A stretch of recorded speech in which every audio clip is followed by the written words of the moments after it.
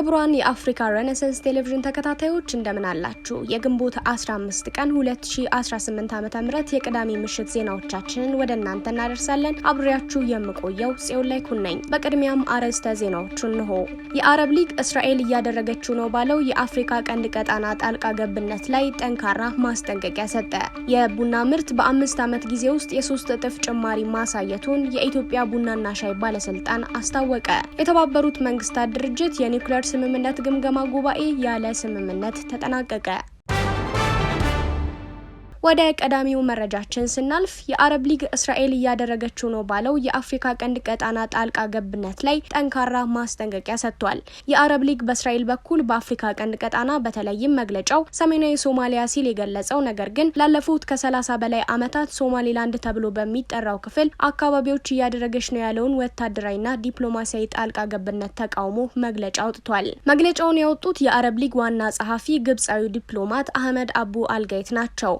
በሰጡት ይፋዊ መግለጫ ሉዓላዊት በሆነችው ሶማሊያ ላይ የሚሰነዘር ማንኛውም አይነት ወታደራዊ ጥቃት፣ ጣልቃ ገብነት ወይም ከክልላዊ አስተዳደሮች ጋር የሚደረግ ኢመደበኛ ዲፕሎማሲያዊ ግንኙነት የቀጠናውን ሰላምና መረጋጋት በእጅጉ አደጋ ላይ የሚጥል መሆኑን የገለጹት የዚህ መግለጫ መውጣት ከተለመደው የሊጉ ዲፕሎማሲያዊ መግለጫዎች ባሻገር ከቀይ ባህር ጂኦፖለቲካና ከግብጽ ብሔራዊ ደህንነት ጋር የተያያዙ በርካታ ስልታዊ ዝርዝሮችን ያካተተ ሆኗል። እስራኤል በዓለም አቀፍ ደረጃ እውቅና ካላገኘችውና ራሷን ነጻ ሀገር አድርጋ ካወጀችው ሶማሊላንድ ጋር የምታደርገው ዲፕሎማሲያዊ እንቅስቃሴ የአረብ ሊግን በከፍተኛ ሁኔታ አስቆጥቷል። ለዚህ ቁጣ ዋነኛ ምክንያት የአረብ ሊግ ከሆነችው ሶማሊያ የግዛት አንድነት ጋር በተያያዘ ብቻም ሳይሆን ሶማሊላንድ በኤደን ባህረ ሰላጤና ወደ ስዊዝ ቦይ በሚወስደው የደቡብ መግቢያ በር ላይ የምትገኝ በመሆኑ እስራኤል እዚህ አካባቢ የምታደርገው ማንኛውም አይነት እንቅስቃሴ በአረብ ሀገራት ስትራቴጂካዊ የበላይነት ላይ የተደቀነ ስጋት ተደርጎ ይታያል። ከዚያም ባሻገር የአረብ ሊግ ዋና ጸሐፊ አህመድ አቡ አልጋይት ግብጻዊ መሆናቸውና ቀደም ሲል የግብጽ የውጭ ጉዳይ ሚኒስትር ሆነው ማገልገላቸው ለሊጉ የአሁኑ ዙር መግለጫ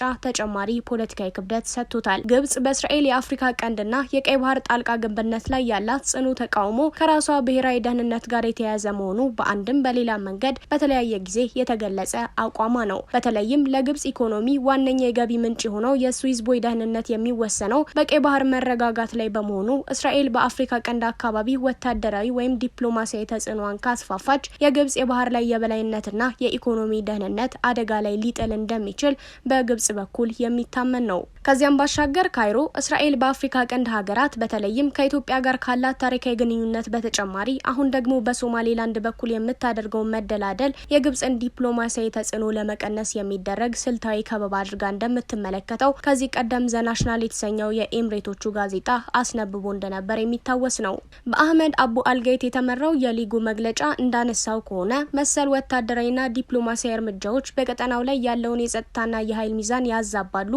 ይህ አደገኛ አካሄድ በቀላሉ ወደማይገታ የፖለቲካ ውጥረትና ምስቅልቅል ሊያመራ እንደሚችልና ስጋቱም ወደ ጎረቤት ሀገራትና ወደ አጠቃላይ የአረቡ ዓለም ሊስፋፋ እንደሚችል ጠቁሟል። በተጨማሪም ይህ ውጥረት እንደ ኢራን ያሉ የእስራኤል ቀንደኛ ተቀናቃኞች በምላሹ በአካባቢው ለአብነትም በየመን የሚንቀሳቀሱትን ሁቲዎችን በመጠቀም የደህንነት ስጋቶችን ይበልጥ እንዲያባብሱና አካባቢውን የውክልና ጦርነት ቀጠና እንዲያደርጉት በር ሊከፍት ይችላል የሚል ስጋት መኖሩም ይሰማል።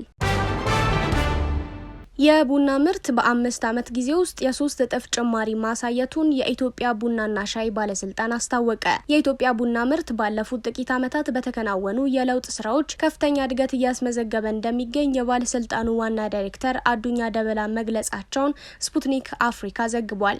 ዳይሬክተሩ ላለፉት 4 እና 5 ዓመታት በየዓመቱ የምናመርተው የምርት መጠን እጅግ በጣም እየጨመረ ነው ያሉ ሲሆን የዛሬ 5 ዓመት አጠቃላይ ምርታችን 500,000 ሜትሪክ ቶን ነበር። ዛሬ ላይ ግን በሀገር ደረጃ ከ1.5 ሚሊዮን ሜትሪክ ቶን በላይ እያመረትን ነው ሲሉ ነው የገለጹት። ለዚህ እድገት እንደ ምክንያት ያስቀመጡት ያረጁ ቡናዎችን ቆርጦ በማንሳት ስራ፣ የፓኬጅ ለውጥና የአረንጓዴ አሻራ መርሃ ግብር የቡና ተከላም ጭምር እንደሆነ ተዘግቧል። ዳይሬክተሩ የአሜሪካ የግብርና መምሪያ ኢትዮጵያ ኢንዶኔዥያን በመቅደም በዓለም 4ኛዋ ግዙፍ ቡና አምራች ትሆናለች ማለቱን አስመልክቶ በሰጡት አስተያየት ባለስልጣኑ እስካሁን ወደ 5.6 ሚሊዮን ከረጢት ኤክስፖርት ማድረጉንና ሪፖርቱ የኢትዮጵያን ስፔሻሊቲ አረቢካ ቡና ብቻ ብቻ ለይቶ የቀረበ ሊሆን እንደሚችል ገልጸዋል። የኢትዮጵያ ስፔሻሊቲ አረቢካ ፐርሰንቴጅ ሲሰላ 40% አካባቢ ነው ያሉት ዳይሬክተሩ የአሜሪካ የግብርና መምሪያ 11.9 ሚሊዮን አካባቢ ያስቀመጠው ትንበያ የኛን የስፔሻሊቲ ቡና ፐርሰንቴጅ ብቻ ነው የሚሸፍነው። ስለዚህ እነሱ ከ60% በላይ የምናመርተውን ኮሜርሻል የሚባለው ቡና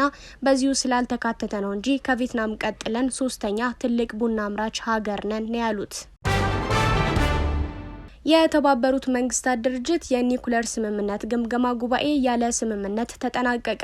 በኒውዮርክ ለ4 ሳምንታት ሲካሄድ የቆየው 11ኛው የኒኩሌር መሳሪያዎችን ያለ ማስፋፋት ስምምነት ጉባኤ የ191 አባል ሀገራት ልዑካን መግባባት ላይ ባለመድረሳቸው እሁድ ግንቦት 14 ቀን 2018 ዓ.ም ያለ ማስፋፋት ስምምነት የግምገማ ጉባኤ የ191 አባል ሀገራት ልዑካን መግባባት ላይ መድረስ ባለመቻላቸው ያለ ስምምነት መበተኑ ተሰምቷል። ለውይይቱ ከግብ ያለ መድረስ እንደ ዋነኛ ምክንያት የተገለጸው በስምምነቱ ረቂቅ ሰነድ ላይ ኢራን የኒኩሌር መሳሪያን ፈጽሞ ማልማት ወይም ባለቤት መሆን አትችልም የሚለው አንቀጽ ነው። የዘንድሮ ጉባኤ ያለ ስምምነት መጠናቀቁን ተከትሎ ከ2015ና ከ2022 ተመሳሳይ ጉባኤዎች በኋላ ይህንን ሰነድ ማጽደቅ ሳይቻል ሲቀር ይህ ለ3ኛ ተከታታይ ጊዜ ነው። በዚህ ጉባኤ ላይ ተደራዳሪዎቹ ላለፉት በርካታ 10 ዓመታት በስራ ላይ የቆየውን የኒኩሌር ጦር መሳሪያ ስርጭት መከላከል ስምምነት ሲገመግሙ ቆይተዋል። 191 ሀገራት በተስማሙበት በዚህ ታሪካዊ ሰነድ መሰረት የኒኩሌር ጦር መሳሪያ ባለቤትነት 1967 በፊት መሳሪያውን ታጥቀው በነበሩ 5 ሀገራት ማለትም በቻይና፣ ፈረንሳይ፣ ሩሲያና እንግሊዝ እንዲሁም አሜሪካ ብቻ የተገደበ